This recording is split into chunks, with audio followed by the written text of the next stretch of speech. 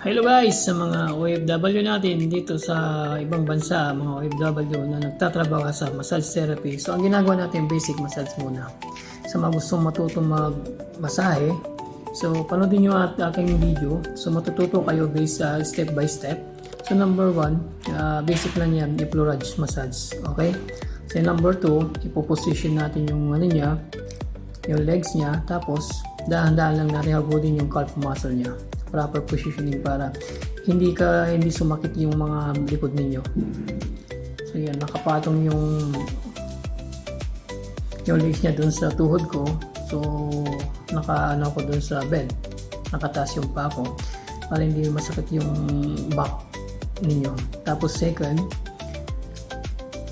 i-dip natin siya ng pakonti-konti, pero hindi naman masyadong deep tissue, mild muna kasi una pa lang naman yun massage niya. So hindi tayo nagpo-focus agad sa deep tissue agad.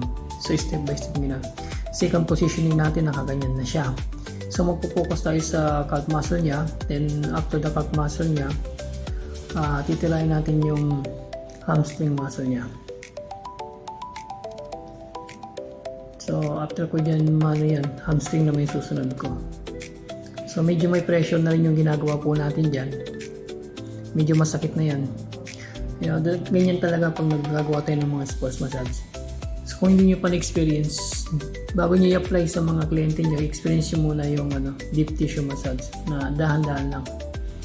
So kung na-experience nyo na magandang pakiramdam nyo, pwede nyo apply sa kliyente. Kasi once hindi nyo pa na-experience mag-massage sa mga ganyan, so hindi nyo alam kung ano yung nararamdaman ng kliyente. Dapat pag massage therapy ka, kailangan mo masubukan lahat ng mga technique ng massage para alam mo kung ano yung dapat mong gawin sa kliyente mo. So thank you for watching. So see you soon. So tignan nyo yung mga video natin yan.